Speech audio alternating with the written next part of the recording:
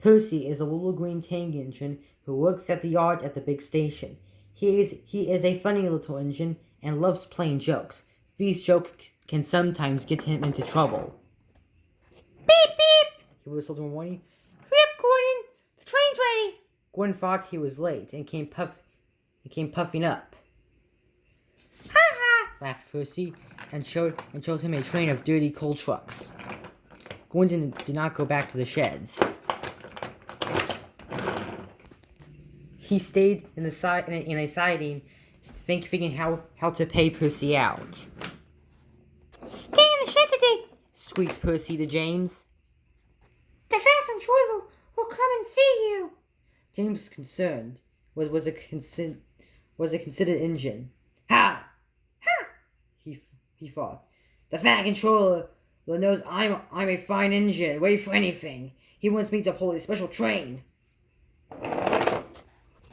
So James stayed where he was, and nothing his driver and fireman could do would make him move. But the fat controller never came, and the other engines grumbled dreadfully. They had to do James's work while he work as well as their own. At last the inspector came. "Show a wheel, James," he said crossly. "You can't stay here all day." "The fat controller told me to stay here," answered James sulkily. "He sent me a message this morning." "He did not," retorted the inspector. "How could he? He's away for the week."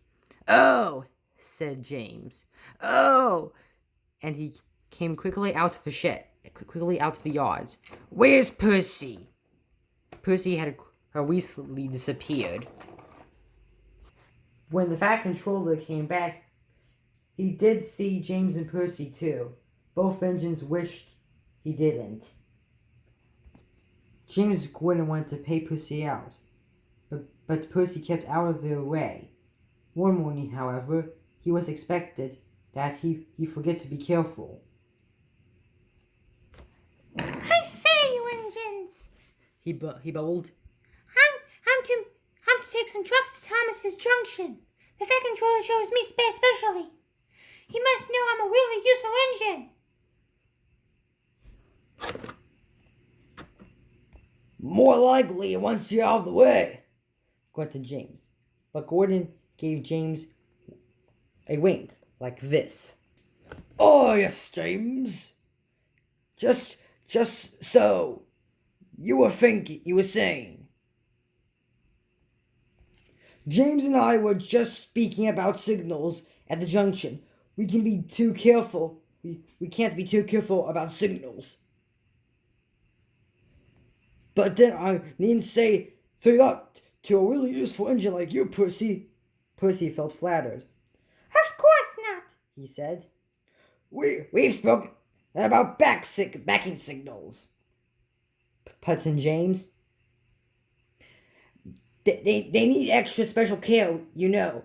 Would you like me to explain? No, thank you, James, said Percy airily. I know all about signals. And he blustered off importantly. James and Gordon exchanged winks. Percy was a little worried as he set out.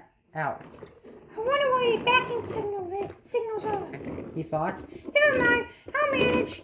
He knew all about signals. He puffed crossly with his trucks and felt better. He saw a signal just outside the station. Bum! He said. It's a danger! Oh, screamed the trucks as they bumped into each other. Presently, the signal moved to show line clear. It saw him move up instead of down.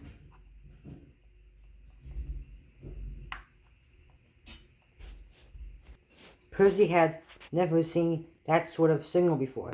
He was surprised. Down means go, he thought. And up means stop. So, push down must mean go back. I know, it's one of those backing signals. How clever of me to find out. Come on, Percy, said his driver. Off we go. But Percy wouldn't go forward, and his driver had to let him back in order to start at all. I'm clear, Thought Percy. Even if my driver doesn't know about the backing signals. And he started so suddenly that the truck screamed again. Whoa, Percy, called his driver. Stop, you're going the wrong way.